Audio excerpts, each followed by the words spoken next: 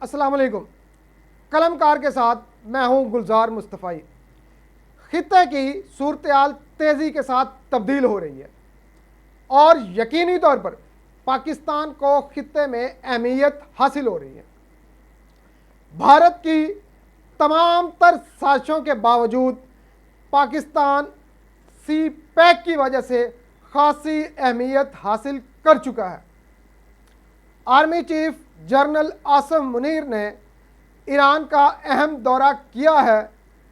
پاکستان اور ایران کے درمیان حکومتی سطح پر اعلیٰ سول اور ملٹری قیادت کے دورے اکثر ہوتے رہتے ہیں، لیکن جنرل عاصم منیر کا یہ دورہ 3 وجوہات کی بنا پر خصوصی اہمیت کا حامل ہے۔ ایک تو یہ کہ مشرق وسطی اور خلیج فارس کے خطوں میں سیاسی حالات تیزی سے کروٹ لے رہے ہیں۔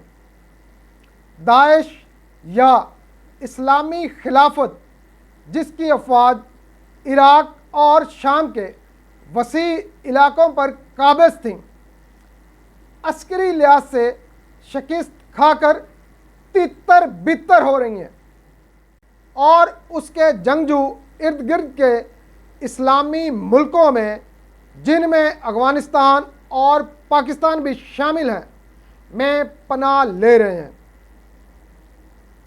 اس وجہ سے اس خطے کی سلامتی کے لیے ایک نیا خطرہ پیدا ہو چکا ہے۔ ایران کے ساتھ تقریباً 900 کلومیٹر لمبی سرحد ہونے کی وجہ سے پاکستان خلیج فارس کی دفاعی حکمت عملی کا ایک اہم پارٹنر ہے۔ خلیج فارس اور اس کے ملحقہ علاقوں میں ہونے والی تبدیلیوں سے پاکستان متاثر ہوئے بغیر نہیں رہ سکتا۔ ایران اور سعودی عرب کے درمیان سفارتی تعلقات بحال ہونے کے باعث خطے میں حالات معمول پر آنا شروع ہو گئے ہیں۔ ایران اور سعودی عرب پاکستان کے برادر اسلامی ممالک ہونے کے ساتھ ساتھ پاکستان کے لیے انتہائی اہم ہیں۔ بہرکیف ان حالات کی روشنی میں پاکستان اور ایران کے درمیان اعلیٰ حکومتی سطح پر تبادلہ خیال اور صلاح مشورہ ضروری ہے۔ پاکستان اور ایران نے عسکری، دفاعی، سیکیورٹی اور تعلیم کے شعبے میں تعاون بڑھانے پر اتفاق کیا ہے۔ Army chief general Asim Munir نے ایرانی فوجی سربراہ، عسکری اور سول قیادت سے ملاقاتیں کیں۔ آرمی چیف نے ایرانی chief of general staff general محمد حسین باقری سے ملاقات کی۔ آرمی چیف نے ایرانی مسلح افواج کے ہیڈ کوارٹرز کا بھی دورہ کیا۔ ہیڈ کوارٹرز پہنچنے پر ایرانی chief of general staff general محمد حسین باقری نے پرتپاک استقبال کیا۔ Army chief general Asim Munir اور ایرانی چیف آف جنرل سٹاف کے مابین ملاقات میں 2 طرفہ عسکری، دفاعی، سیکیورٹی اور تعلیمی تعاون بڑھانے کے عزم پر اتفاق کیا گیا۔ پاک ایران فوجی سربراہان نے اتفاق کیا کہ دہشت گردی خطے اور دونوں ممالک کے لیے مشترکہ خطرہ ہے۔ دونوں ملکوں کی عسکری قیادت نے انٹیلیجنس شیئرنگ آپریشن کے ذریعے دہشت گردی کے خاتمے کے عزم کا اظہار کیا۔ آرمی چیف نے ایران کے صدر ابراہیم رئیسی اور وزیر خارجہ حسین امیر عبداللہ سے بھی ملاقات کی، جس میں علاقائی امن کے لیے پاکستان ایران 2 طرفہ تعلقات کی اہمیت پر تبادلہ خیال کیا گیا۔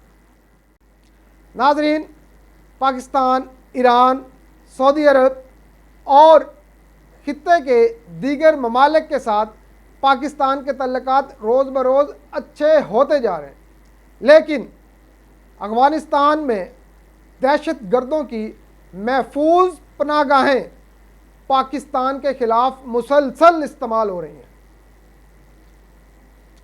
پاکستان روئے زمین پر واحد ملک ہے جس نے 50 لاکھ سے زائد افغان مہاجرین کو پناہ دے رکھی ہے۔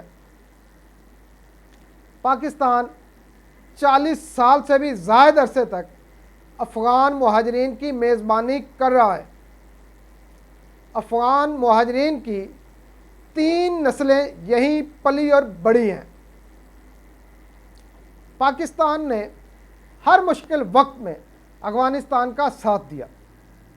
پاکستان نے افغانستان کی خاطر روس کے ساتھ تعلقات خراب کیے، ایران کے ساتھ تعلقات خراب ہوئے، یہاں تک کہ امریکہ اور یورپ سمیت کئی ممالک کے ساتھ پاکستان کے ماضی میں تعلقات صرف اور صرف افغانستان کی وجہ سے خراب ہوئے۔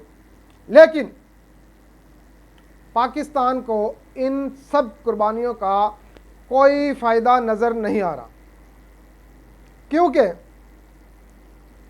آج بھی افغانستان میں موجود دہشت گردوں کی محفوظ پناہ گاہیں پاکستان کے خلاف استعمال ہو رہی ہیں۔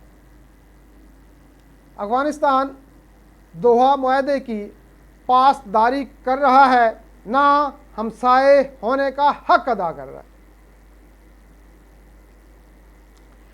افغانیوں کو پاکستان میں تمام تر حقوق کے ساتھ پناہ میسر ہے، جبکہ پاکستانیوں کا خون بہانے والے دہشت گردوں کو افغان سرزمین پر محفوظ پناہ گاہیں میسر ہیں۔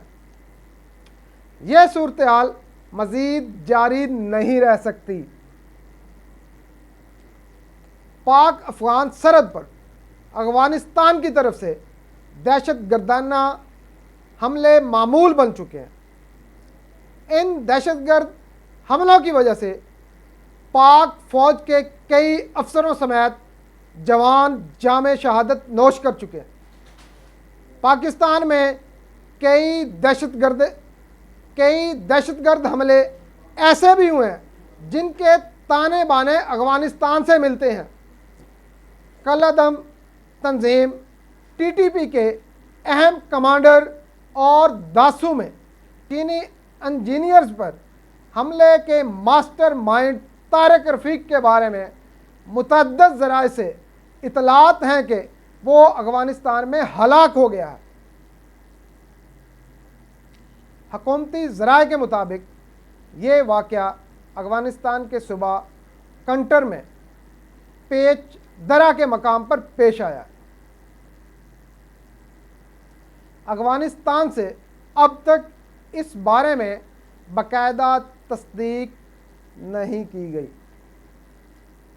سوشل میڈیا پر بھی ایسی فوٹیج سامنے آئی ہیں جن کے متعلق یہ دعویٰ کیا گیا ہے کہ یہ طارق رفیق کے مارے جانے کے بعد کی تصاویر ہیں۔ کالعدم تنظیم تحریک طالبان پاکستان میں طارق رفیق کو اہم حیثیت حاصل تھی اور ایک لمبے عرصے تک وہ اس تنظیم کے ساتھ جڑا ہوا تھا۔ طارق رفیق نے ضلع کوستان میں داسو ڈیم پر کام کرنے والے چینی انجینئرز پر خودکش حملے کا منصوبہ بنایا تھا۔ داسو میں یہ حملہ 14 جولائی 2021 کو کیا گیا تھا، جس میں 9 چینی انجینئر ہلاک اور 26 زخمی ہو گئے تھے۔ کراچی میں چینی باشندوں پر خودکش حملے کے لیے حملہ آور کو تیار کرنے میں طارق نے BLA کی مدد کی تھی۔ طارق رفیق قانون نافذ کرنے والے اداروں کی فہرست میں انتہائی مطلوب ملزمان میں شامل تھا۔ تحقیقاتی اداروں کے پاس دستیاب معلومات کے مطابق طارق رفیق کی گرفتاری یا گرفتاری میں مدد پر 2 سال پہلے 30 لاکھ روپے رقم مقرر کی گئی تھی۔ افغانستان میں ٹی ٹی پی کے کئی کمانڈرز کی ہلاکت کوئی پہلا واقعہ نہیں، بلکہ اس سے پہلے بھی شدت پسند تنظیموں سے وابستہ افراد کو نشانہ بنایا گیا ہے۔ اس سے قبل اس کالعدم تنظیم کے سرکردہ رہنماؤں کی فہرست میں کئی پاکستانی طالبان کمانڈرز امریکی ڈرون حملوں میں مارے جا چکے ہیں۔ آخر میں بس میں اتنا ہی کہنا چاہوں گا کہ افغان حکومت کو چاہیے کہ وہ دشمن کی سازشوں کو سمجھے اور اپنے ہاں موجود دہشت گردوں کے محفوظ ٹھکانوں کو ختم کر دے تاکہ خطے کی ترقی میں وہ پاکستان کے ساتھ مل کر آگے بڑھے۔ دوستو، آج کے لیے اتنا ہی۔ مجھے اجازت دیں، اپنا اور اپنے گرد و نواح کے لوگوں کا خیال رکھیں۔ فی امان اللہ۔